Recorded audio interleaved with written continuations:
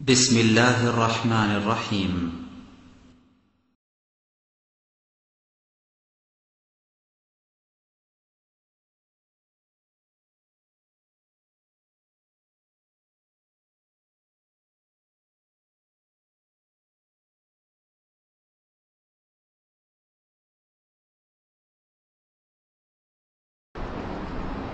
إن الحمد لله نحمده ونستعينه من يهده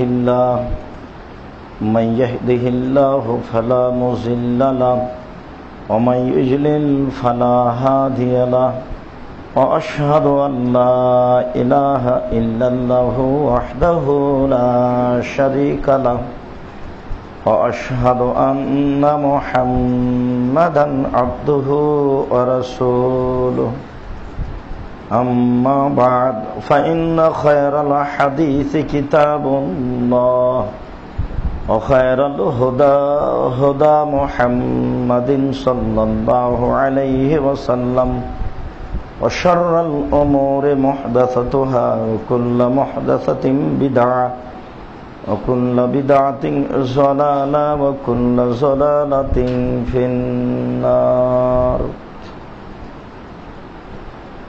أعوذ بالله من الشيطان الرجيم إن كيدكن عظيم إن كيد الشيطان كان ضعيفا.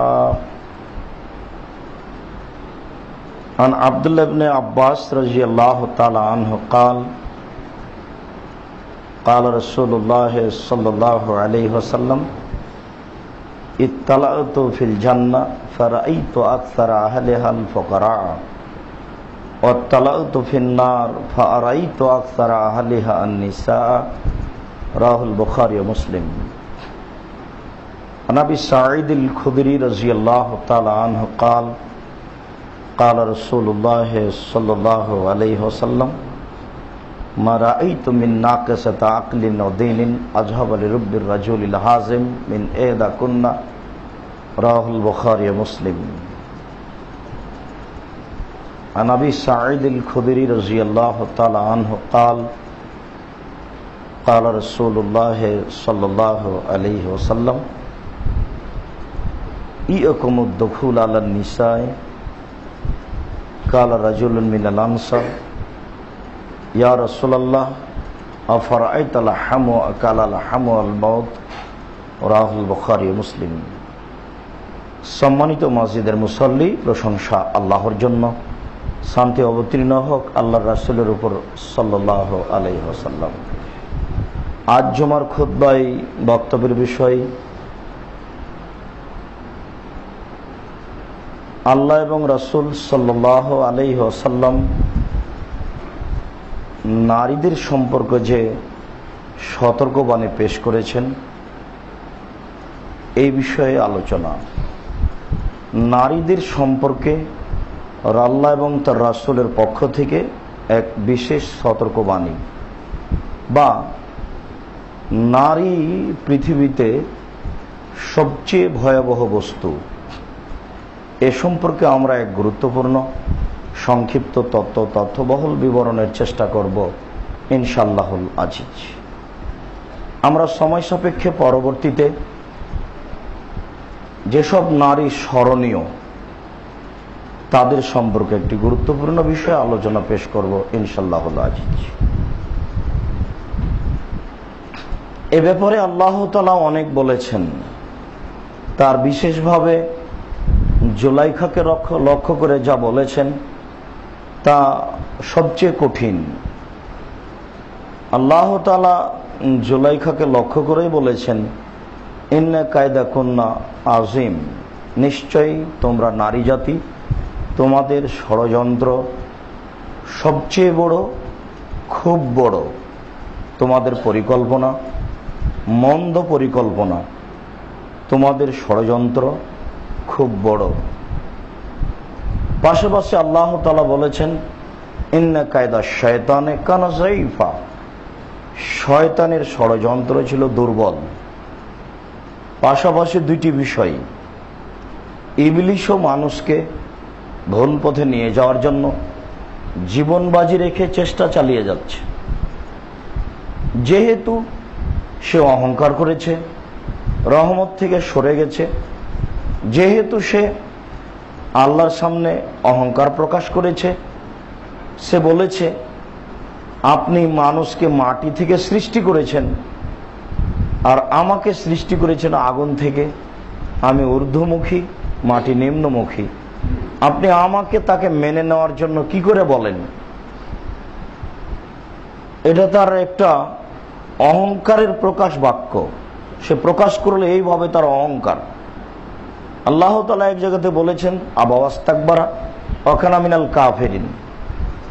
সে অস্বীকার করেছে মেনে নিতে, সে অহংকার করেছে, সে ছিল কাফেরের অন্তর্ভুক্ত। সে বলেছে আমি আদম সন্তানকে আপ্রাণ চেষ্টা করব ভুল পথে নিয়ে যাওয়ার, আমি জাহান্নামে যাব, আদম সন্তান জান্নাতে যাবে, এটা সে মেনে নেয় নাই, কোনোদিনই মেনে নিবে না। যেমন ইহুদি খ্রিস্টানদের ব্যাপারে আল্লাহ বলেছেন যে মুহাম্মদ লা তাত্তাবিউ আনকাল ইয়াহুদ ওয়ান নাসারা হাত্তা তাত্তাবিউ মিল্লাতাহুম, মুহাম্মদ ইহুদি এবং খ্রিস্টান তোমাকে কোনো দিন মেনে নেবে না, তুমি ইহুদি হও, তুমি খ্রিস্টান হও, তাহলে তারা মানবে। আর তারা এমনিতেই একটা ধোঁকা প্রতারণের মধ্যে আছে যে সারা পৃথিবী আমাদের, সকল নবী আমাদের, দিন ধর্ম আমাদের, ইব্রাহিম আলাইহিস সালাম আমাদের, মুসা আলাইহিস সালাম আমাদের, ঈসা আলাইহিস সালাম আমাদের, দাউদ আলাইহিস সালাম আমাদের, সুলাইমান আলাইহিস সালাম আমাদের, পৃথিবী আমাদের, মধ্যখানে মোহাম্মদ আবার কে? তারা এমনিতেই প্রতারণার মধ্যে আছে আর সারা পৃথিবী তারাই দখল করে আছে।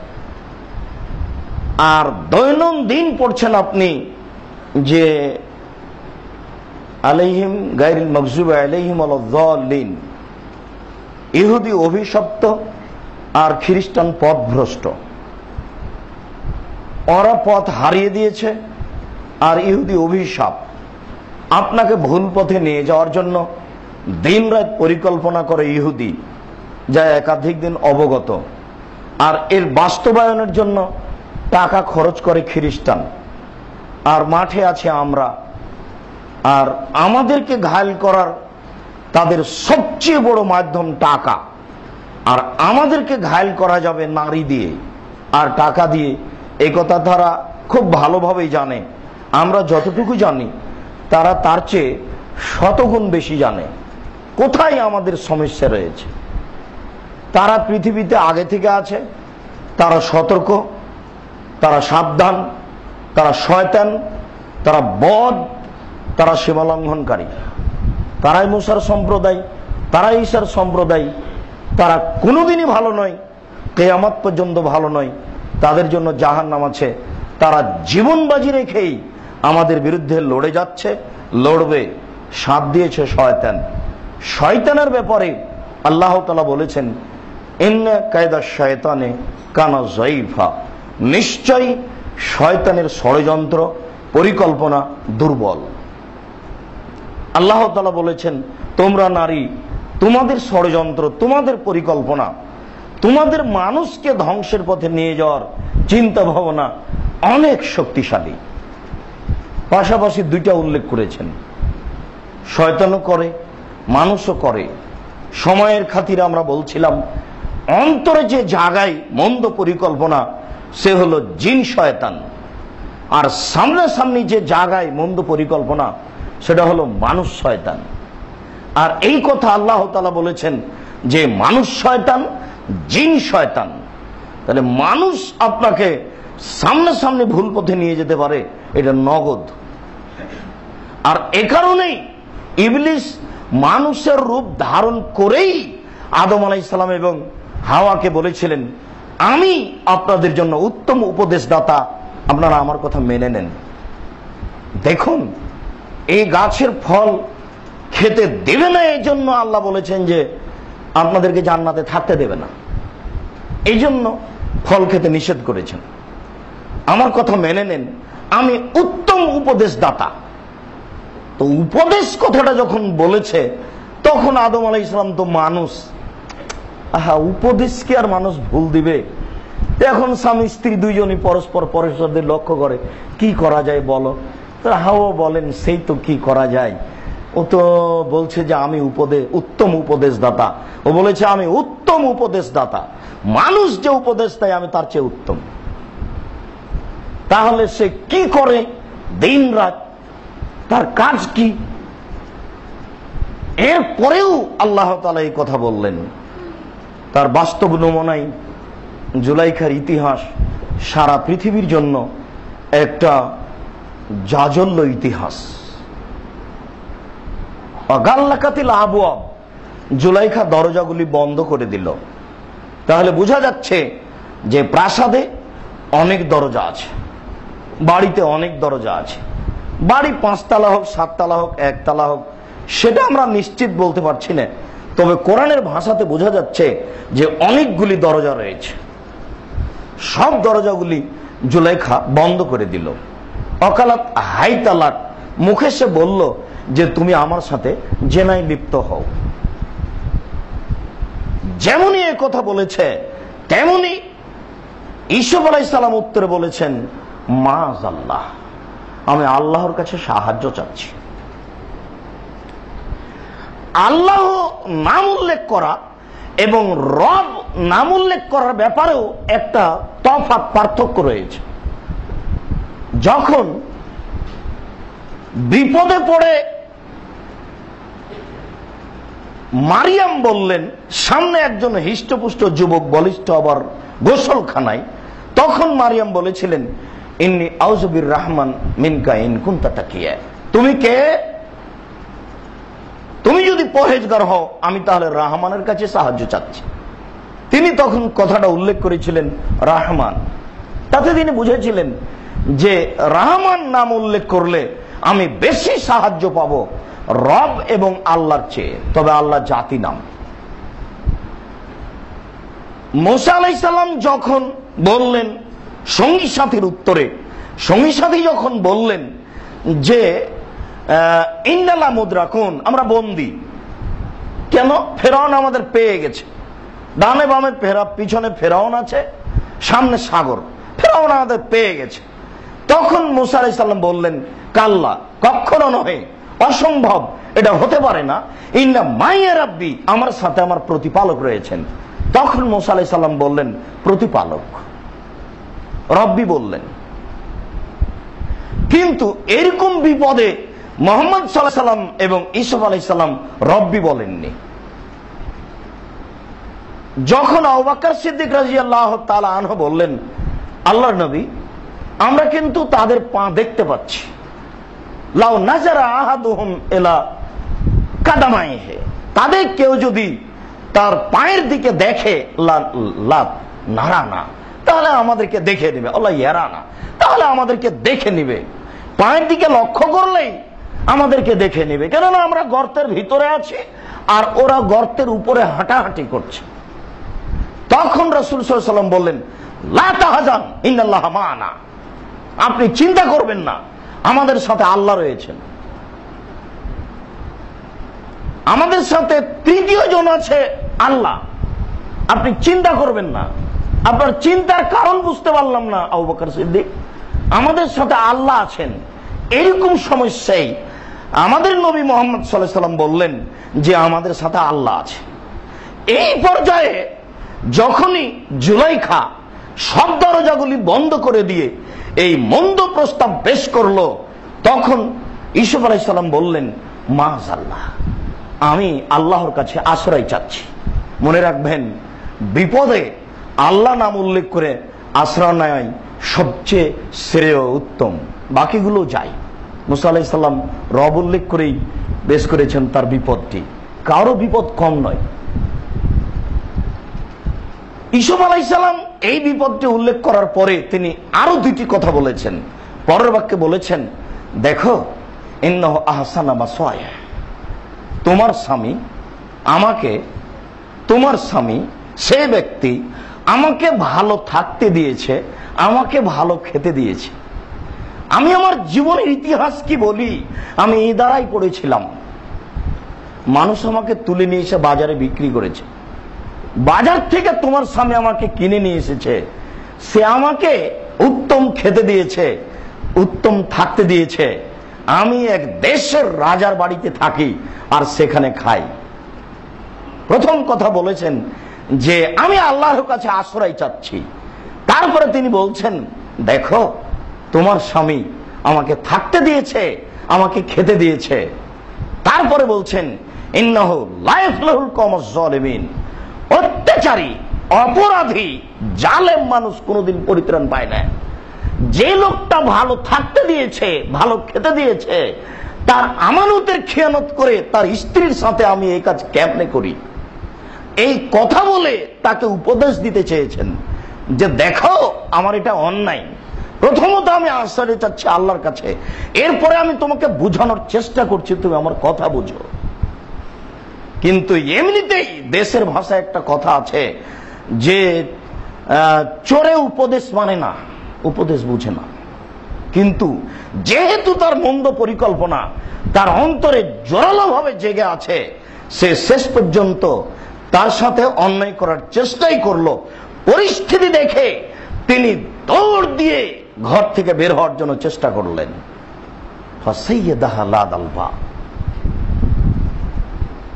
যখনই তিনি আগে আগে বের হলেন আর পিছনে পিছনে জুলাইখা বের হলো, সেখানেই ছিল জুলাইখার স্বামী। তবে বের হওয়ার সময় তিনি দরজাগুলি খুলে বের হচ্ছেন এটা বোঝা যায় না। কোরআন মাজিদের ভাষাতে বোঝা যাচ্ছে যে জুলাইখা পিছন দিক থেকে তার জামা টেনে ধরেছিল, তাতে এত শক্তভাবে ধরেছিল আর এত জোরালো গতিতে তিনি পালিয়ে যাচ্ছিলেন যে জামা ছিঁড়ে হাতে থেকে গেছে, এইটা বোঝা যায়। যখনই আগে আগে ঈসুফ আলাইহিস সালাম বের হয়েছেন, পিছনে পিছনে জুলাইখা, ওখানেই ছিল জুলাইখার স্বামী, এক জায়গায় তিনজন। তখন জুলাইখা বলে বসলো এই কথাটি দেখুন। জুলাইখা বলল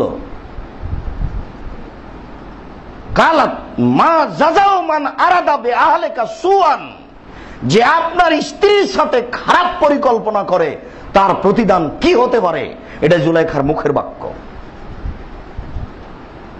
মা জাযাউ মান আরাদা বিআহলিকা সুআন, আপনার স্ত্রীর সাথে যে খারাপ পরিকল্পনা করে তার কি শাস্তি হতে পারে। এই কথা বলার পরেই স্বামী কি শাস্তি উল্লেখ করবেন এটা জুলাইখা অপেক্ষা করলো না, সে বলে ফেলল ইল্লা ইসজানা আও আযাবুন আযীম, হয় তাকে জেলখানায় বন্দী করতে হবে, নইলে তাকে বড় কঠিন কঠোর শাস্তি দিতে হবে। এটা হলো জুলাইখার সিদ্ধান্ত। যে ব্যক্তি আপনার স্ত্রীর সাথে অন্যায় করতে চায় তাকে সাধারণ চোখে দেখার কোনো সুযোগ নেই, হয় তাকে যথাযথ পিঠন দিতে হবে, নইলে তাকে চিরদিনের মতো জেলখানায় বন্দী করে দিতে হবে। তবে তার স্বামীর ভাষাতে বোঝা যাচ্ছে তার স্বামী পরবর্তীতে এইটুকু বলার সাথে সাথে ঈসুফ আলাইহিস সালাম বলছেন যে কালা হিয়া রাদাতনি আন নাফসি, জি না আমি এই অন্যায় করিনি, সে আমাকে অন্যায় ভাবে ফসলানোর চেষ্টা করেছে। কোন সময় অপবাদ আসলে বলতে দেরি করবেন না। অপবাদ যদি আসে তাৎক্ষণিক আগে উল্টাবেন, পরে সাক্ষী সবুত পরে। যদি চুপ থাকেন তাহলে এর খারাপ প্রতিক্রিয়া আছে। যেমন বলেছে যে তার শাস্তি কি হতে পারে, তেমনি মুখের উপরেই ঈসুফ আলাইহিস সালাম বলছেন হিয়া রাওয়াদাতনি আন নাফসি, সে আমাকে ফসলিয়েছে অন্যায় করার জন্য, আমি অন্যায় করিনি। এই কথা তিনি হাতে হাতে বলেছেন। তখন তার স্বামী বলছেন ঈসুফ আরে জান হাজা, তুমি এখান থেকে মুখ ফিরিয়ে নাও, তুমি সরে আসো। আর তাকে বলছেন অস্তাগফিরলি যামবিক, তুমি তোমার পাপের জন্য ক্ষমা চাও, ইন্নাকা মিনাল খাতিন, তুমি অপরাধী। ফায়সালা কিন্তু তার স্বামী সেদিনই দিয়ে দিয়েছেন। কিন্তু পরিস্থিতি যখন ঘোলাটে হয়ে গেল, এক কথা থেকে আরেক কথা, আর এই কথা সহজে কাছে থাকে না, ছড়াতে ছড়াতে সারা পৃথিবী ছড়িয়ে গেল। তখন তিনি বললেন আমার জন্য জেলখানায় পছন্দ, তাই তিনি জেলখানায় চলে গেলেন 12 বছরের জন্য। আর এরকম বদনাম মিটানোর জন্য, যার ব্যাপারে বদনাম তাকে একেবারে হারিয়ে যেতে হবে, তাহলে বদনাম সহজে মিটবে, তাছাড়া মিটবে না। তাই তো মারিয়াম বলেছিলেন যে আমি জাতিকে কি দিয়ে বুঝাবো আমার এই সন্তান? জাতি তো আমাকে বলবেই ব্যভিচারের মাধ্যমে মারিয়ামের সন্তান। তাই মারিয়াম বলেছিলেন কুনতু নাসিয়াম মানসিয়া, আমি আমার বাচ্চাকে জাতিকে কি দিয়ে বুঝাবো? আমি একবারে হারিয়ে যেতাম পৃথিবী থেকে, কেউ জানতো না আমি কে, কারো মনে থাকতো না আমি কে, এইভাবে হারিয়ে যেতাম। জেনার বিষয়টি অনুরূপী, যদি আর জেনা মানুষের কাছে বড় পাপ নয়। যখনই রাসূল সাল্লাল্লাহু আলাইহি সাল্লাম বলেছিলেন মান কালা লা ইলাহা ইল্লাল্লাহ ফাদাখালাল জান্নাহ, যে ব্যক্তি লা ইলাহা ইল্লাল্লাহ বলবে সেই জান্নাতে যাবে, তখন আবু যার গিফারী রাদিয়াল্লাহু তাআলা আনহু বলেছিলেন ওয়াইন জানা ওয়াইন সারাকা, চুরি করলে জেনা করলেও যাবে। তিনি বললেন ওয়াইন জানা ওয়াইন সারাকা, চুরি করলে জেনা করলেও যাবে। তখন আবু যার গিফারী বললেন ওয়াইন জানা ওয়াইন সারাকা, চুরি করলে জেনা করলেও যাবে। আল্লাহ রাসূল বললেন ওয়াইন জানা ওয়াইন সারাকা, চুরি করলে জেনা করলেও যাবে। তখন আবু যার গিফারী রাদিয়াল্লাহু তাআলা বলছেন ওয়াইন জানা ওয়াইন সারাকা, চুরি করলে জেনা করলেও যাবে। কেন আবু যার গিফারী বারবার এই কথা বলছেন? এর চেয়ে তো আরো বড় বড় অনেক পাপ আছে, সেটা সিরিয়ালে আসলো না কেন? সামাজিকভাবে মানুষ যে অপমান হয়, সমাজ যে ধ্বংস হয়, তার এই দুটো মাধ্যম সবচেয়ে বড়। একটা জেনা আর একটা হচ্ছে চুরি।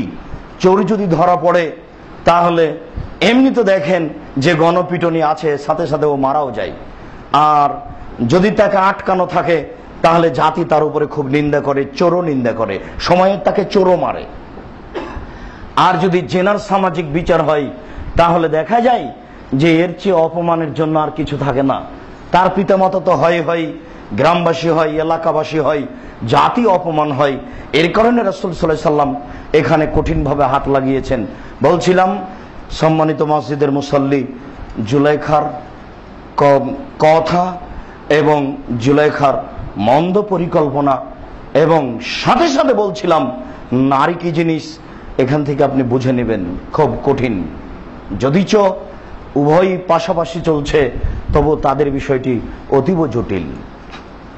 ইবনে আব্বাস রাদিয়াল্লাহু তাআলা আনহু বলেন রাসূল সাল্লাল্লাহু আলাইহি ওয়াসাল্লাম বলেছেন ইত্তালাতু ফিল জান্নাতে ফারাআইতু আকসারা আহলিহা আল ফুকারা, আমি মুহাম্মদ সাল্লাল্লাহু আলাইহি ওয়াসাল্লাম জান্নাত দেখলাম জান্নাতের প্রায় মানুষই দরিদ্র, ফকির, মিসকিন। তিনি বলেন ফারাআইতুন নারা আত্তালাতুন নারা, আমি জাহান্নাম উকি মেরে দেখলাম। ফারাআইতু আকসারা আহলিহান নিসা, প্রায়ই মহিলা। জাহান্নামে গিয়ে দেখলাম প্রায়ই মহিলা, ও প্রায় দরিদ্র মানুষ জান্নাতে, প্রায়ই মহিলা জাহান্নামে। আবু সাঈদ খুদরি রাদিয়াল্লাহু তাআলা আনহু বলেন রাসূল সাল্লাল্লাহু আলাইহি ওয়াসাল্লাম বলেছেন লা ইয়ানজুরু রাজুলু ইলা আওরাতির রাজুলি, একজন পুরুষের ঢেকে রাখা অঙ্গগুলি দেখতে পারে না, এটা নিষিদ্ধ। ওয়ালা তানজুরুল মারাতু ইলা আওরাতিল মারাতে, একজন মহিলার ঢেকে রাখা অঙ্গগুলি দেখতে পারে না। একজন মহিলার সামনে তার অঙ্গ প্রত্যঙ্গ প্রকাশ করতে পারে না। অনেক কারণ বিউটি পার্লারে ঢুকে কিছু না করার, তার এটা একটি বড় কারণ। সম্মানিত মসজিদের মুসাল্লি, পরের বাক্যে তিনি বললেন ওয়ালা ইউজির রাজুলু ইলা রাজুলি ফি সাবিন ওয়াহিদ, একজন পুরুষ আরেকজন পুরুষের সাথে এক কাপড়ে রাতে থাকতে পারে না, শুয়ে থাকতে রাত কাটাতে পারে না। এক বিছানায়ও যদি থাকে তাহলে পৃথক পৃথক থাকতে হবে। তিনি বলেন ওয়ালা তুজিল মারাতু ইলাল মারাতি ফি সাবিন ওয়াহিদ, একজন মহিলা আরেকজন মহিলার সাথে এক কাপড়ে এক লেপে থাকতে পারে না, এটা রাসূল সাল্লাল্লাহু আলাইহি ওয়াসাল্লামের পক্ষ থেকে নিষিদ্ধ। আব্দুল্লাহ ইবনে মাসউদ রাদিয়াল্লাহু তাআলা আনহু বলেন রাসূল সাল্লাল্লাহু আলাইহি ওয়াসাল্লাম বলেছেন লা তুবাশশিরুল মারাতু আল মারাতা ফাতানাতুহা লিজাওজিহা কান্নাহু ইয়ানজুরু ইলাইহা, একজন মহিলা আরেকজন মহিলার গায়ে হাত লাগাতে পারে না। যদি হাত লাগায় তাহলে তার শরীর সম্পর্কে, তার অঙ্গ প্রত্যঙ্গ সম্পর্কে সে অবগত হবে, সময় সাপেক্ষে তার স্বামীর সামনে বলবে, তখন তার স্বামী তাকে অন্তরের চোখে দেখবে, যা নিষিদ্ধ। একজন নারীকে একজন পুরুষ অন্তরের চোখে দেখতে পারে না, তাহলে খোলাখুলি ভাবে দিন রাত এক জায়গায় থাকতে পারে কি করে, আর এভাবে পড়াশোনা করে থাকতে পারে কি করে? আর আপনি বা মহিলা কলেজের প্রিন্সিপাল হন কি করে? আর একজন মহিলা আর একজন পুরুষের সাথে এক অফিস আদালতে থাকতে পারে কি করে? আপনি বুঝতে পারছেন না যে সব জায়গাতেই পুরুষের পাশে নারী কেন, নারীর পাশে পুরুষ কেন? এটাই ইহুদিদের হিসাব। আর এটাই করেছে খ্রিস্টান। মুসলমান এখন মাঠে নেমেছে। পাশাপাশি থাকতে হবে কেন? যাকে অন্তরে ভাবা যায় না তাকে অফিসে নিয়ে কথা বলা যায় কি করে? কেউ নাই ডাক্তার সাহেবের পাশে একজন সুন্দরী যুবতী নারী আছে, যখন রুগী নাই তখন তার সাথে গল্প করে কাটাই। জোর করে জান্নাত কিনে নিবে, জান্নাত বাপের সম্পত্তি। জান্নাত রাস্তায় পড়ে আছে, জাহান্নাম রাস্তায় পড়ে আছে। অসম্ভব। হযরত নার বিশ্বাহওয়াত জাহান্নাম ঘেরা আছে মনের ইচ্ছে দিয়ে। ও হযরত জান্নাত বিল মাকারে, নিয়ম নীতি কষ্ট ক্লেশ অনেক কিছু ত্যাগ তিতিক্ষা দিয়ে ঘেরা আছে জান্নাত। জীবন বাজি রেখে নিয়ম মানলে জান্নাত পাওয়া যায়, সহজে জাহান্নাম পাওয়া যায়। জাহান্নাম পেতে কষ্ট লাগে না, জান্নাত পেতে কষ্ট লাগে। আব্দুল্লাহ ইবনে মাসউদ রাদিয়াল্লাহু তাআলা আনহু বলেন, রাসূল সাল্লাল্লাহু আলাইহি ওয়াসাল্লাম একদা বললেন, ইয়াকুম দুখুল আল নিসায়ে, তোমরা মহিলাদের নিকটে যাওয়া থেকে বেঁচে থাকো। ইয়াকুম দুখুল আল নিসায়ে, তোমরা মহিলাদের নিকটে যাওয়া থেকে বেঁচে থাকো। এই কথা বলতেই ফাকাল রাজুলুন মিনাল আনসার, আনসারদের একজন লোক বলে বসলো, আল্লাহর রাসূল, আফারাইতাল হামওয়া, তাহলে দেবরের ব্যাপারে কি বলছেন? দেবর, আজকে স্বামীর চেয়ে দেবর মহিলাদের কাছে অনেক মিঠে। এই কথা সেই দিনও ছিল, এটা আজকে নতুন নয়, এটা পুরাতন হিসাব। বলার সাথে সাথে সাহাবী বলে বসলেন, তাহলে বলেন দেবর। আরেকটা কথা মনে রাখবেন, আরবিতে কিন্তু ভাসুর নেই, সবাই দেবর। বড় জন দেবর, ছোট জন দেবর। এই বাঙালিরা বুঝলো না কিভাবে একে পার্থক্য করে দেখালো যে স্বামী মারা গেলে ভাসুরও বিবাহ করতে পারে, দেবরও বিবাহ করতে পারে। তো দুইজনই সামান্ত পার্থক্য হলো কি করে যে ভাসুরকে লজ্জা করতে হয়, দেবরকে লজ্জা করতে হয় না। দেবর নাকি কাছের মানুষ, আর স্বামী নাকি, ভাসুর নাকি শ্বশুরের স্থানে, তাই ভাসুরকে সম্মান করা হয়। যেই না দুটাই হারাম এবং একই ব্যাপার, সরিষা সম পরিমাণ, দুইজনের মধ্যে কোনো পার্থক্য নেই। তিনি এই কথা বললেন, দেবরের বিষয়টি কি? তখন রাসূল সাল্লাল্লাহু আলাইহি ওয়াসাল্লাম বললেন, দেখো, আল হামু কাল মউত, দেবর হচ্ছে মরণের মতো। এই কথা বলে তিনি কি বলতে চাইলেন? দেবর বাড়িতে থাকে, যেই বস্তু পাশে থাকে সেটাই সবচেয়ে বিপজ্জনক বস্তু। তার সাথে হয়তো অনেক সময় কথায় জড়িয়ে পড়তে পারে। এই কারণেই এই শরীয়তের এই নীতিটাই সবচেয়ে ভালো। ছেলের বিবাহ দেন, পৃথক করে দেন, তাকে জমি জায়গা দেন, ব্যবসা বাণিজ্য দেন, ও করে খাক। আর আপনি দেখেন সে ব্যবসা করতে পারে কিনা।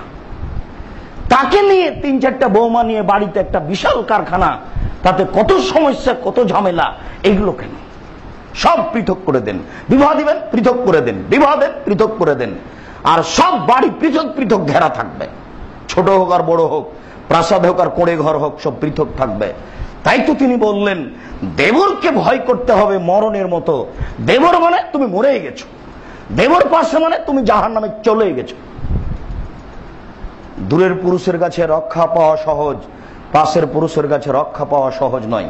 আর এই দেশের নোংরা, জঘন্য, বর্বর কৃষ্টি কালচার অনুযায়ী দেবর যদি সবচেয়ে কাছের বস্তু হয়, দেবর যদি ওর কোলে বসেই থাকার সুযোগ পাই, তাহলে জেনা হওয়া স্বাভাবিক। দুইজনই যদি একজন আর একজনকে এত কাছের মনে করে, তাহলে মানুষ জেনা থেকে কেমনে বাঁচতে পারে?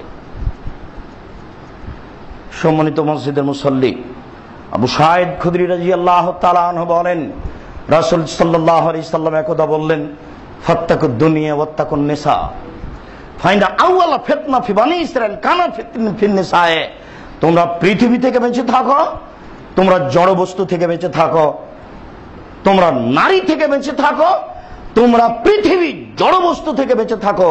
কেননা প্রথম বিপদ, প্রথম সমস্যা বানি ইসরাইলের যুগে নারীর মধ্যেই ঘটেছে। প্রথম সমস্যা, প্রথম বিপদ, প্রথম ফিতনা নারীদের মধ্যেই ঘটেছে, নারীদের নিয়েই ঘটেছে।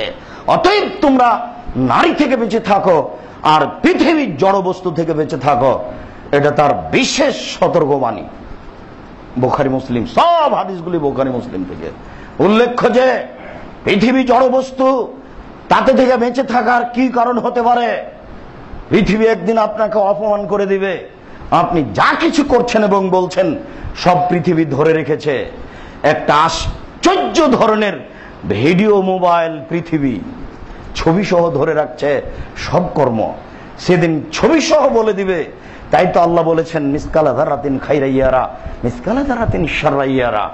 আপনি সরিষা সম পরিমাণ, বিন্দু পরিমাণ যদি কিছু পৃথিবীতে করেন, তাহলে আল্লাহ আপনাকে বিচারের মাঠে আপনার ছবি সহ পাপ সহ দেখাবেন।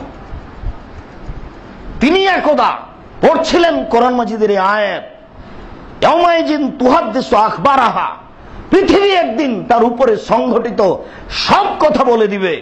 এইটুকু পড়ার পরে রাসূল সাল্লাল্লাহু আলাইহি ওয়াসাল্লাম জিজ্ঞাসা করছেন, হাল তাদরুনা মা আখবারাহা, সঙ্গী সাথী বলতে পারো পৃথিবী সবকিছু বলে দিবে এটা কি? এটা কি তোমরা বলতে পারো এটা কি? পৃথিবী সবকিছু বলে দিবে এটা কি? তখন সাহাবীগণ বললেন, আল্লাহ রাসূলুহু আলাম, জি না আমরা বলতে পারছি না, আল্লাহ এবং আল্লাহ রাসূলই ভালো জানেন যে পৃথিবী কি বলে দিবে। তখন রাসূল সাল্লাল্লাহু আলাইহি সাল্লাম বললেন, দেখো ইহবিরু আমাল আবদে ওয়াল আমা আয় আমালা কাযা ওয়া কাযা ফিদ দুনিয়া। পৃথিবীতে যেখানে যে যা করছে তার ছবি সহ কর্ম ধরা আছে। ওইটা top top top top top top করে পৃথিবী সব বলে দিবে, মাটি বলে দিবে, যেটা আপনার আমার জন্য খুব বিপজ্জনক বস্তু। উমামা বাহিলি রাদিয়াল্লাহু তাআলা আনহু বলেন, রাসূল সাল্লাল্লাহু আলাইহি ওয়াসাল্লাম বলেছেন, ইন্নান নিসা হাবাইলুশ শায়তান, নিশ্চয়ই হচ্ছে মহিলারা শয়তানের জাল। সম্মানিত মসজিদের মুসল্লি দিনী বোন, আপনি কষ্ট নেবেন না যে আপনাকে উপেক্ষা করে কথা বলছি তা নয়। আমি একজন অনুবাদক। 1450 বছর পূর্বে রাসূল সাল্লাল্লাহু আলাইহি সাল্লাম যা বলেছেন আমি সেটা আপনাকে অনুবাদ করে শোনাচ্ছি। তবে আপনি ফাতেমা, আপনি আয়েশা, আপনি খাদিজা, আপনার সম্মানই আমরা বলে আসছি, আরো বলবো ইনশাআল্লাহ। আবু হুরায়রা রাদিয়াল্লাহু তাআলা আনহু বলেন, রাসূল সাল্লাল্লাহু আলাইহি ওয়াসাল্লাম বলেছেন, মা তাকতু বাদি ফিতনাতান আজারা রিজাল মিনান নিসায়ে। আমি মুহাম্মদ সাল্লাল্লাহু আলাইহি সাল্লাম বলছি, পৃথিবীতে এমন কোন বস্তু আমি ছেড়ে যাইনি যেটা পুরুষের জন্য বেশি বিপজ্জনক হতে পারে নারীদের চেয়ে। বুখারী মুসলিম, আমি জাতির সামনে বলে যাচ্ছি, মা তারাকতু বাদি ফিতনাতান আজারা রিজাল মিনান নিসায়ে। আমার জীবনে আমি ছাড়িনি কোন বস্তু যেটা পুরুষের জন্য বেশি বিপজ্জনক হতে পারে নারীদের চেয়ে। আমি মুহাম্মদ সাল্লাল্লাহু আলাইহি সাল্লাম পৃথিবীবাসীকে বলে যাচ্ছি, আমি ছাড়িনি কোন বস্তু যেটা পুরুষের জন্য বেশি বিপজ্জনক হতে পারে নারীদের চেয়ে। তিনি এই কথাই বলেছেন। বুখারী মুসলিম, কাঁটা দিয়ে মাপলে 19-20 হবে না। যা তিনি বলেছেন সেটা আপনাকে আমি অনুবাদ করে শোনাচ্ছি। আবু সাঈদ খুদরি রাদিয়াল্লাহু তাআলা আনহু বলেন, রাসূল সাল্লাল্লাহু আলাইহি ওয়াসাল্লাম বলেছেন, মা রাআইতু মিন নাকাসাতি আকলিন ওয়া দীনিন আযাব লিরব্বির রাজুলিল হাজিম মিন ইহদাকুন্না। মদিনার মহিলাদেরকে লক্ষ্য করে রাসূল সাল্লাল্লাহু আলাইহি সাল্লাম বললেন, শোনো, তোমরা এমন জাতি যাদের বুদ্ধি কম, যাদের বিবেক কম, যাদের দিন কম। দিনে তোমরা কম, বুদ্ধিতে কম। দিনে তোমরা কম, বুদ্ধিতে কম। দিন ধর্মে কম, বুদ্ধিতে কম। এর পরেও আমি দেখিনি তোমাদের চেয়ে কাউকে যে বুদ্ধিমানের বুদ্ধিকে নষ্ট করতে পারে। তোমরা এমন জাতি যে বুদ্ধিমানের বুদ্ধিকে নষ্ট করতে পারো। আমি দেখিনি পৃথিবীতে এমন কাউকে দিন ধর্মে কম, বুদ্ধিতেও কম, এর পরেও বুদ্ধিমানের বুদ্ধিকে নষ্ট করতে পারে। তোমাদের চেয়ে আমি কাউকে দেখিনি। আপনি একজন সুশিক্ষিত, উচ্চ শিক্ষিত মানুষ, সমাজের দায়িত্ব পালন করেন। আপনি একটা গাড়িতে উঠেই দেখছেন একটা মেয়ে বসে আছে, পাশে একটা ফাঁকা সিট আছে। আপনি সেখানে দাঁড়াতেই মেয়েটা বলছে হাসি মুখে, ভাইয়া বসেন। একবার হাসি দিলেই আপনার ঈমান আমান সব শেষ হয়ে যাবে। এক হাসি যথেষ্ট। এখন আপনি বলতে বাধ্য হবেন, তোমার নাম কি, তুমি কোন ক্লাসে পড়ো, তোমার বাপের নাম কি। যতক্ষণ পর্যন্ত দুইজন পৃথক না হয়েছেন ততক্ষণ পর্যন্ত নিজেকে ধরে রাখতে পারবেন না। মানুষের ঈমান ধ্বংস করার কত বড় মাধ্যম তা ভাষায় বোঝাতে পারি না। মুহাম্মদ সাল্লাল্লাহু আলাইহি সাল্লাম দুনিয়াতে বলে গেছেন, কিন্তু আমাদের ব্যর্থতা, আমাদের বিদ্যার অভাব, আমাদের মুখের অভাব, সত্য সত্যই জাতির সামনে সঠিক দিন ধর্ম পেশ করতে পারলাম না। যাদের সামনে লক্ষ জনতা লক্ষ শ্রোতা, তারা ধোঁকাবাজ, পৃথক, তারা মিথ্যা কথা বলে জাতির সামনে।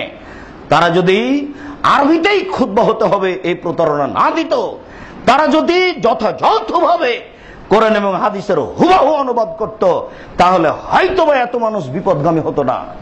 তাদের কারণেই মানুষ এতগুলো বিপদগামী হচ্ছে। এই জাতির সামনে যেখানে আপনার লক্ষ লক্ষ শ্রোতা মসজিদে, আপনি নির্দ্বিধায় জেলজুলি ফাঁসির পরোয়া না করে আপনি কোরআন এবং হাদিসের অনুবাদ করুন। এমপি মন্ত্রী জাতি বুঝতে পারবে শরীয়তেই। আরে আপনার তো বিপদ আসবে, আসবেই তো স্বাভাবিক, আসাই তো স্বাভাবিক। নইলে মুহাম্মদ সাল্লাল্লাহু আলাইহি ওয়াসাল্লাম এই কথা কেন বললেন? সাইয়্যিদুশ শুহাদায়ে হামজা ইবনে আব্দুল মুত্তালিব। পৃথিবীতে শহীদদের সর্দার হচ্ছেন হামজা ইবনে আব্দুল মুত্তালিব। আদম থেকে নিয়ে কিয়ামত পর্যন্ত হামজার উপর দিয়ে কোনো সম্মানী মানুষ হবে না শহীদ হিসাবে। সবচেয়ে সম্মানী হলেন হামজা রাদিয়াল্লাহু তাআলা আনহু। তারপরে তিনি আর একটা বাক্য বললেন, ওয়া রাজুলুন কামা ইলা ইমামিন জাইর ওয়ামারাহু নাও ফাকাতালাহু। সেই ব্যক্তিও থাকবে হামজার সাথে যে ব্যক্তি স্বৈরাচারী, দুঃসাহসী, অন্যায়কারী, জুয়াচ্চোর শাসককে বলল, ভালো কথার আদেশ দিল, মন্দ কথার নিষেধ করলো, শাসক তখন ফাঁসি দিল, শাসক তখন হত্যা করলো, এইও যাবে হামজার সাথে। এই কথাটা কি এমনি বলেছেন? এই কথাটার কোনো দাম নেই। জাতি আপনাকে মেনে নেবে, তাহলে ইমাম আহমদ ইবনে হাম্বলকে মেনে নেয়নি কেন? ইমাম আহমদ ইবনে হাম্বল রাদিয়াল্লাহু তাআলা 10 লক্ষ হাদিসের হাফেজ। যদি আপনাকে মেনে নেয়, তাহলে আবু হানিফাকে মেনে নেয়নি কেন শাসক? তাকে প্রত্যেকদিন সকালে 10 লাঠি করে পিটাতো এবং বালুবিষ করে তাকে নাস্তা দেওয়া হতো। এক পর্যায়ে তাকে বিষ পান করে মারানো হলো। এমনিতেই যেদিকে বৃষ্টি আসে সেদিকে ছাতা ধরলে তাদের ফাঁসি হয় কেন? তাদের জেলে তাদের মরণ হয় কেন? কেন ইমাম আহমদ বিন হাম্বল পায়ে তার রশি বেঁধে দিয়ে রাস্তাঘাটে টেনে নিয়ে বেড়া হবে কেন? অবশ্যই হক এমন একটা জিনিস যেটা সমাজ, সরকার, নেতা নেত্রী, দেশের লোক মেনে নিতে পারে না, বিত্তশালীরা মেনে নিতে পারে না।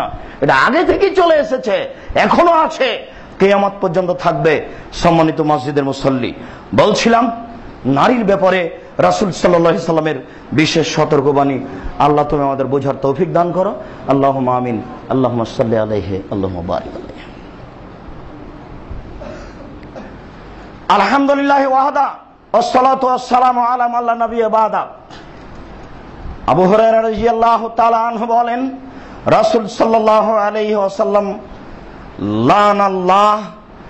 লানাল্লাহু আল মুতাশাব্বিহিনা মিনার রিজালি বিন নিসায়ে আল মুতাশাব্বিহাতে মিনান নিসায়ে বির রিজালে। যারা পুরুষের রূপ ধারণ করে এসব নারীর উপরে আল্লাহ অভিশাপ করেছেন। যারা নারীর রূপ ধারণ করে তাদের উপরে আল্লাহ তাআলা অভিশাপ করেছেন। একজন পুরুষ নারীর রূপ কিভাবে ধারণ করতে পারে? কিভাবে পারে? তার একটা বাস্তব আমি নিয়ে যাই। পোশাক। আবু মুলাইকা রাদিয়াল্লাহু তাআলা আনহু বলেন, কিলা লি আয়েশা রাদিয়াল্লাহু তাআলা আনহাকে বলা হলো, ইন্না ইমরাতান তালবাসুন নালা। আয়েশা, অমুক মহিলা পুরুষের জুতা পরে। এটা আয়েশাকে বলা হলো, আয়েশা অমুক মহিলা পুরুষের জুতা পরে। তখন আয়েশা রাদিয়াল্লাহু তাআলা আনহা বললেন, লানা রাসূলুল্লাহ সাল্লাল্লাহু আলাইহি সাল্লাম আর রাজুলাতা মিনান নিসায়ে। পুরুষের বেশধারী নারীর উপরে আল্লাহ অভিশাপ করেছেন। পুরুষের বেশধারী নারীর উপরে রাসূল সাল্লাল্লাহু আলাইহি সাল্লাম অভিশাপ করেছেন। পুরুষের বেশধারী নারীর উপরে রাসূল সাল্লাল্লাহু আলাইহি সাল্লাম অভিশাপ করেছেন। তাহলে পুরুষের জুতা পরে নারী পুরুষ হতে চায়, তাহলে এর নাম হচ্ছে বেশ ধারণ করা, রূপ ধারণ করা। মূলত এটা পোশাকে। আর পোশাকের কথা উল্লেখ করতে গিয়ে বলা হয়েছে দাড়ি, মোচ, মাথার চুল, নখ, এইগুলি হচ্ছে মূলত পোশাক। মানুষ যখন দাড়ি চাঁচে তখনও নারী রূপ ধারণ করে। এটা হলো প্রথম নারী রূপ ধারণ করার পথঘাট পুরুষের জন্য। পুরুষ নারী হতে পারে কি করে, নারীর রূপ ধারণ করতে পারে কি করে? পুরুষ যে নারীর রূপ ধারণ করবে তার বড় মাধ্যম হচ্ছে দাড়ি চেঁচে ফেলা। এটাই হলো নারীর রূপ ধারণ করার বড় মাধ্যম।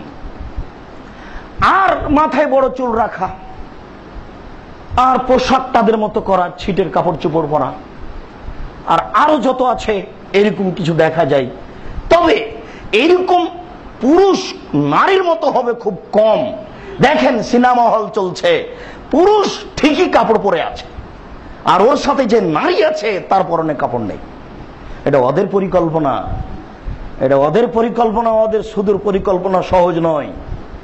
পুরুষ তো কাপড় পরে আছে, নারী কাপড় পরে নেই। এই বোকা নারীগুলো তাদেরই দেখতে চাই। আর আপনারা তো মানুষ তো হন্যে হয়ে লেগেই আছে, কেননা এটা শয়তান পরিচালনা করছে, এটা হবেই।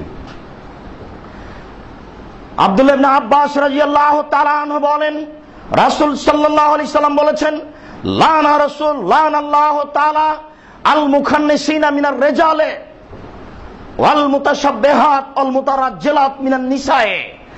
যারা পুরুষের মধ্যে হতে নারীর রূপ ধারণকারী হিজড়া, তাদের প্রতি রাসূল সাল্লাল্লাহু আলাইহি সাল্লাম অভিশাপ করেছেন। যত রাস্তাঘাটে হিজড়া দেখছেন সব পুরুষ, এবং সব পুরুষের হিসাবে। সে আপনার বাড়িতে ঢুকতে পারে না, তার সাথে আপনার স্ত্রী কথা বলতে পারে না। রাসূল সাল্লাল্লাহু আলাইহি সাল্লাম খোলাখুলি বলেছেন যে নারীর রূপ ধারণকারী হিজড়া, ওর প্রতি আল্লাহ অভিশাপ করেছে। ও কেন এরকম ভাবে ঘুরছে ঘরে? তার পুরুষত্ব নেই, সে মাঠে কাজ করে খাবে, এরকম কেন করেছে? সে সমাজে কাজ করে খাবে, তার শরীরে শক্তি আছে। এরপরে রাসূল সাল্লাল্লাহু আলাইহি সাল্লাম বললেন, ওয়াল মুতারাজ্জিলাত মিনান নিসায়ে, আর যারা মহিলা পুরুষের বেশ ধারণকারী, এদের প্রতি অভিশাপ। এখন তো আর আপনাকে আর বলা লাগে না যে মহিলারা পুরুষের বেশ ধারণ করে, এটা কেমন? এটা তো আপনি দিন রাত দেখতে পাচ্ছেন। আপনার মেয়েও প্যান্ট পরে আছে, আজকে আপনার চোখের সামনেও যাবে কলেজে। লজ্জাবোধ মনে হয় না? বাপ বেটি কি লজ্জা বেঁচে খেয়েছেন? লজ্জা মনে হয় না? আপনি আমার দিনী ভাই, আপনি মোহাম্মদপুরের মুসল্লি, আপনার উপরে আমার অনেক শ্রদ্ধা আছে, আপনি এটা মনে রাখবেন। আমার অজান্তে কোনো কথা আপনার জন্য কষ্টকর হতে পারে, আপনি বিশ্বাস করুন আপনার সাথে আমার আন্তরিকতার অভাব নেই। আপনি আমার কোনো কথাই কটাক্ষ করে মনে কিছু নিয়েন না। বিশ্বাস করুন আপনি আমার দিনী ভাই, আপনার সাথে আমার আন্তরিকতার অভাব নেই। মূলত আমি কল্যাণ চাই, এই উদ্দেশ্যেই কথা বলে থাকি। কোন জায়গাতে যদি আপনি কষ্ট মনে করেন, দুঃখিত, আপনি কষ্ট নেবেন না। বিশ্বাস করুন, যদি তাই না হয় তাহলে আপনার মেয়ে প্যান্ট পরে স্কুল কলেজে যায় কি করে? রাস্তায় বসে থাকে কি করে? এটা হয় কি করে? রাসূল সাল্লাল্লাহু আলাইহি সাল্লাম তো এই কথা বললেন যে সালাসাতুন লা তাদখুলুল জান্নাহ, তিন শ্রেণীর মানুষ জান্নাতে যাবে না। তিন শ্রেণীর মানুষ জান্নাতে যাবে না। তিন শ্রেণীর মানুষ জান্নাতে যাবে না। তার এক শ্রেণীর মানুষ তিনি বললেন আর দায়ুস। দায়ুস কে? আল্লাযী ইউকিরু ফিআল আল খাবাসা, যে তার বাড়িতে বেহায়াইর সুযোগ দিয়েছে সে হলো দায়ুস। যে তার বাড়িতে বেহায়াইর সুযোগ দিয়েছে সে হলো দায়ুস। তারপরে তিনি বললেন ও রাজলাত, পুরুষের বেশধারী নারী জান্নাতে যাবে না। পুরুষের বেশধারী নারী জান্নাতে যাবে না। পুরুষের বেশধারী নারী জান্নাতে যাবে না। তার পরের বাক্যে তিনি বললেন মধুমিনুল খামর, যারা নেশাদার দ্রব্য পান করে তারা জান্নাতে যাবে না। আর তিনি পরের বাক্যে বললেন, আম্মার ইবনে ইয়াসার রাদিয়াল্লাহু তাআলা আনহু বলেন, সালাসা, তিন শ্রেণীর মানুষ রয়েছে, ইন্নাল্লাহ কাদ হারাম আলাইহিমাল জান্নাহ, তাদের প্রতি জান্নাতই হারাম। তাদের প্রতি জান্নাত হারাম। হারাম শব্দটা উল্লেখ করেছেন। তার প্রথমে তিনি বলেছেন মুদমিনুল খামর, যারা নিয়মিত বিড়ি, তামাক, জর্দা, সিগারেট, গুল, নেশাদার দ্রব্য খায়, পান করে। তারপরে তিনি বলেছেন ওর রাজলাত, পুরুষের বেশধারী নারী, ওদের প্রতি জান্নাত হারাম। তারপরে তিনি বলেছেন দায়ুস। দায়ুস কে? আল্লাযী ইউকিরু ফিআল খাবাসা, যে তার বাড়িতে বেহায়াইর সুযোগ দিয়েছে সে হলো দায়ুস।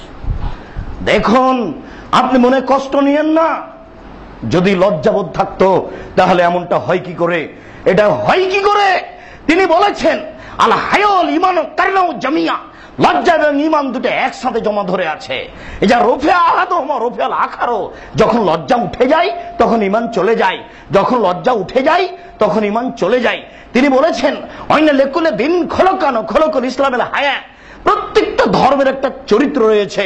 ইহুদি ধর্মের একটা চরিত্র রয়েছে, বৌদ্ধ ধর্মের একটা চরিত্র রয়েছে, হিন্দু ধর্মের একটা চরিত্র রয়েছে, আর মুসলমান ধর্মের এক চরিত্র হচ্ছে লজ্জা। ইসলাম ধর্মের চরিত্র হচ্ছে লজ্জা। ইসলাম ধর্মের চরিত্র হচ্ছে লজ্জা। তাই তো তিনি বলেছেন আলা হায়াবিল ঈমান ওয়াল ঈমান ফিল জান্নাহ, লজ্জাই হচ্ছে ঈমান, ঈমানই হচ্ছে জান্নাত। লজ্জাই হচ্ছে ঈমান, ঈমানই হচ্ছে জান্নাত। আর ঈমান নেই যার, লজ্জা নেই তার, লজ্জা নেই যার, জান্নাত নেই তার, ঈমান নেই যার, জান্নাত নেই তার। কেমনে আপনার চোখের সামনে আপনার মেয়ে এইভাবে প্যান্ট পরে আর এইভাবে নগ্ন পোশাক পরে চলবে কেন? একজন হলেও নিরাশা হবেন না। নিরাশা হবেন কেন? পৃথিবী কারোর জন্য আল্লাহ লিখে দেননি, কাজে আপনার চলতে অসুবিধা হবে। এই সব ভুল দিন রাত আপনাকে বলে আসছি। ইব্রাহিম আলাইহিস সালাম তার স্ত্রীকে বললেন, সারা মা আলাল আরজে মুমিনুন গায়রি ও গায়রুকে, এই বিশাল পৃথিবীতে মাটির উপরে আমি আর তুমি ছাড়া কেউ মুসলমান নেই, কোন মুমিন নাই। ইব্রাহিম আলাইহিস সালামের চলে, আপনার চলে না? আল্লাহ রাসূল বলেছেন ইব্রাহিম সালামের স্ত্রী, হে আসান নিসা মিনাল আরব, আরব ভূখণ্ডের সবচেয়ে সুন্দরী। কেন চলে না আপনার? ইব্রাহিম আলাইহিস সালামের কেমনে চলে? কেন চলবে না? সারা পৃথিবীর সবাই যদি খারাপ হয়, ব্যভিচার পুরুষ নারী হয়, এরপরেও সারা টিকতে পারেন, আর ইব্রাহিম আলাইহিস সালাম টিকতে পারেন, কেন টিকবেন না আপনি? আমি তো আপনাকে বলছি এই সমাজেই আর সারা ওই কথা বলেছিলেন যে কথা আপনাকে আমি শতবার বলেছি। এই মাটির উপরে সবাই যখন স্বৈরাচারী, সবাই যখন জেনাচার, জেনাকার, মাঠ যখন অন্যায় অবিচারে পরিপূর্ণ, তখনই নির্জন ঘরে ডেকে স্বৈরাচারী শাসক সারাকে বলেছিল তোমার সাথে আমি জেনা করতে ইচ্ছুক বলে হাত বাড়িয়েছিল। তখনই তো সারা বলেছিল থামো, আগে ওযু হবে, 2 রাকাত সালাত হবে, তারপরে কোনো কথা। সারা ওযু করে 2 রাকাত সালাত আদায় করে স্বৈরাচারী শাসককে মুখের উপরে নিয়ে বলেছিলেন নির্জন ঘরে, আল্লাহ তুমি যদি জেনে থাকো আমানতু বিকা ওয়া রাসূলিকা, আমি সারা তোমাকে বিশ্বাস করি আর তোমার নবী ইব্রাহিমকে বিশ্বাস করি, ওয়াসানতু ফারজিল্লাহ জাওজি, আমার লজ্জা স্থানকে আমার স্বামী ছাড়া জিন্দেগিতে কাউকে কোনোদিন ব্যবহার করতে দিনি। এই 3টা কথা যদি আমার ঠিক হয়ে থাকে, আমি তোমাকে বিশ্বাস করি, আমি তোমার নবী ইব্রাহিমকে বিশ্বাস করি, আমার জিন্দেগিতে আমি লজ্জা স্থানকে আমার কাউকে ব্যবহার করতে দিনি ইব্রাহিম ছাড়া। এই 3টা কথা যদি ঠিক হয়ে থাকে, 3টা কথা, তাহলে নির্জনে স্বৈরাচারী শাসক যেন আমার গায়ে হাত লাগাতে না পারে। কথা বলা শেষ হয়নি, স্বৈরাচারী শাসক উল্টে পড়ে গেছে, শেষই হয়নি কথা। তাহলে এটা ছিল তার ইমানের ক্ষমতা। আপনি এই সমাজকে দেখে ঘায়েল হয়ে যাচ্ছেন কেন? বাসা থেকে বের হতে দেখছেন নারী মাঠে ঘাটে বসে আছে, যেখানে সেখানে বসে আছে। হাদিসের ওই বাক্যটা বাস্তবে খুব কঠিন, আমরাও বুঝতে পারি না। আয়েশা রাদিয়াল্লাহু তাআলা আনহা বলেন যে মুহাম্মদ সাল্লাল্লাহু আলাইহি ওয়াসাল্লাম আমার উরু রানের উপরে মাথা দিয়ে ঘুমাতেন। উরু রানের উপরে মাথা দিয়ে যদি আপনার কেউ রানের উপরে মাথা দিয়ে ঘুমায়, তাহলে 3 থেকে 5 মিনিটের পরে আপনি একটু কষ্টের মধ্যে পড়ে যাবেন, মনে হবে যেন বসে থাকতে কেমন কেমন লাগছে, একটু কষ্ট হচ্ছে। আল্লাহ রাসূল আয়েশার উরু রানের উপরে মাথা দিয়ে ঘুমিয়ে গেলেন, ঘন্টা ঘন্টা বসে থাকেন। এটা কেমনে হয়? এই বাস্তবতা আপনার স্বামী স্ত্রীতে কোনোদিন হয়নি। আমি বাস্তব দেখছি এ কথা নয়, দৃশ্য চোখে পড়ে তাই বলছি।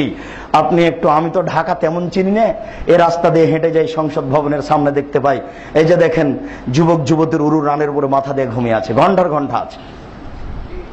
এটা মানুষের স্বামী স্ত্রীর জীবনে এখন হয় না। ওরা বাস্তব দেখাচ্ছে জাতি কত নিচে নেমে গেছে। ওটা আপনার মেয়ে, ওটা কোনো হিন্দুর মেয়ে নয়, কোনো ইহুদি খ্রিস্টানের মেয়ে নয়। সম্মানিত মসজিদের মুসল্লি, রাসূল সাল্লাল্লাহু আলাইহি সাল্লামের কথাগুলি একটু ভেবে দেখুন, তাহলে হয়তো বা ইনশাআল্লাহ আপনার পরকাল সহজ হয়ে যাবে। নারীদের বিষয়টি অতীব জটিল, নারীদের ব্যাপারে আপনাকে খুব সতর্ক সাবধান করা হয়েছে। আবু হুরায়রা রাদিয়াল্লাহু তাআলা আনহু বলেন, রাসূল সাল্লাল্লাহু আলাইহি ওয়াসাল্লাম বলেছেন, সিনফানে মিন উম্মতি মিন আহলিন নারে, আমার উম্মতের 2 শ্রেণীর মানুষ জাহান্নামী, আমার উম্মতের 2 শ্রেণীর মানুষ জাহান্নামী, আমার উম্মতের 2 শ্রেণীর মানুষ জাহান্নামী। কওমুন লাহুম সায়াতুন,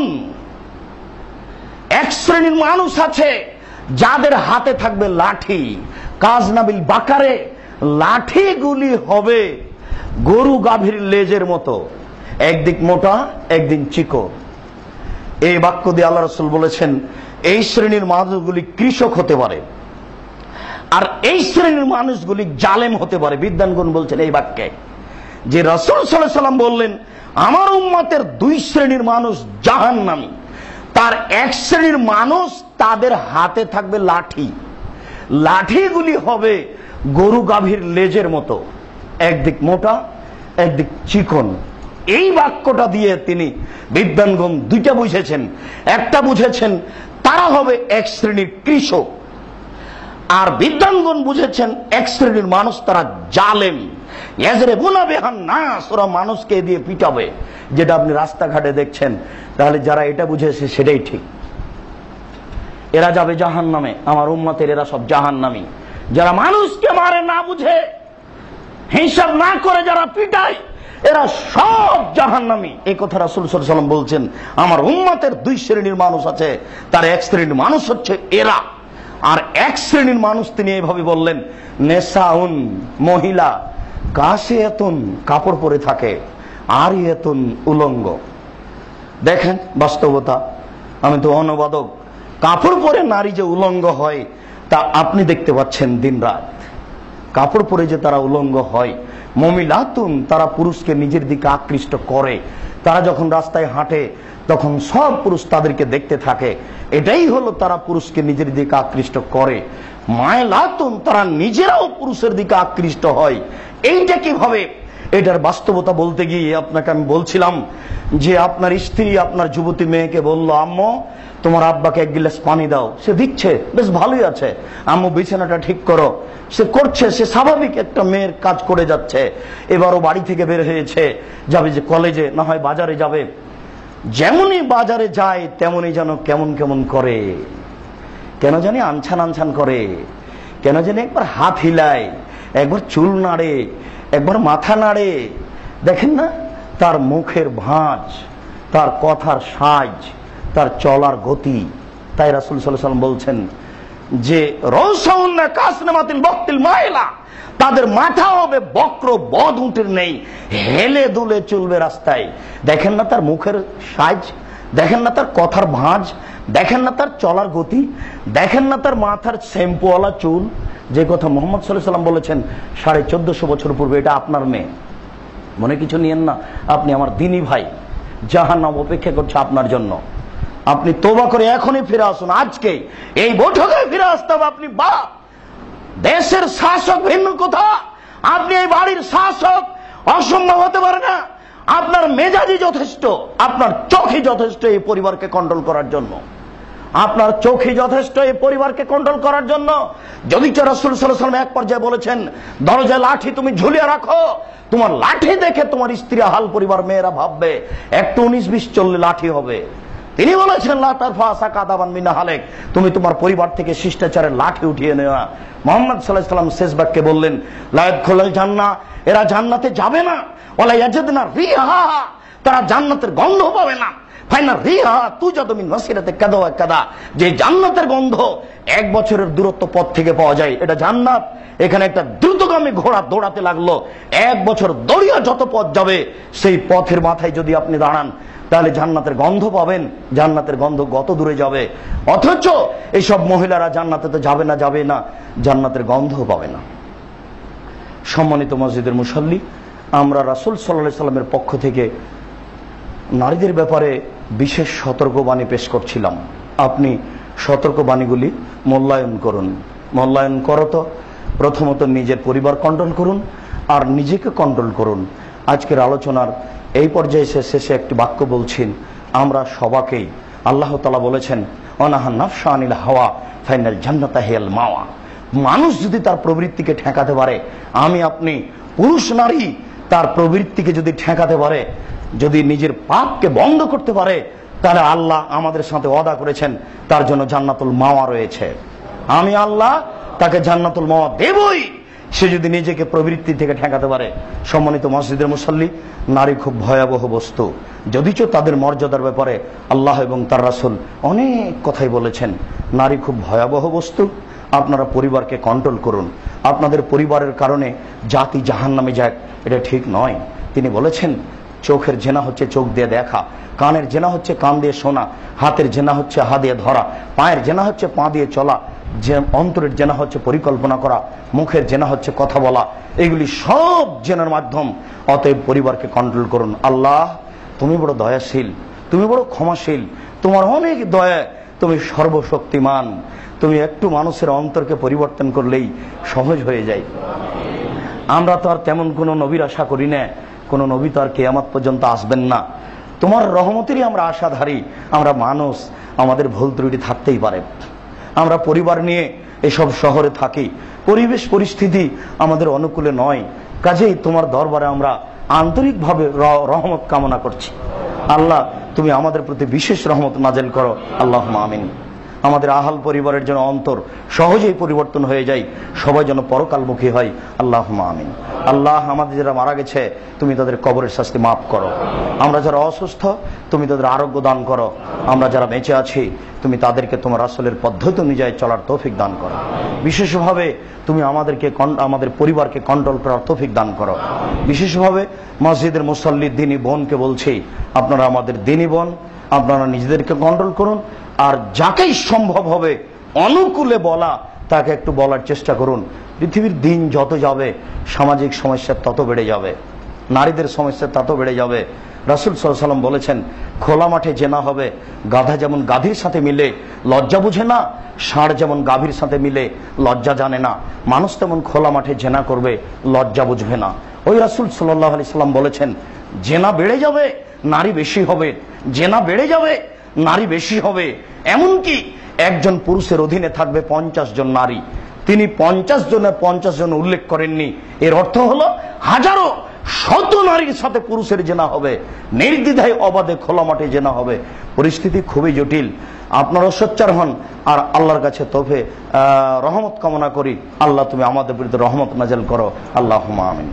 তোমার রহমতের আশাধারী হয়ে আজকের জুমার খুতবা এখানেই শেষ করছি। সাল্লাল্লাহু আলাইহি ওয়াসাল্লাম।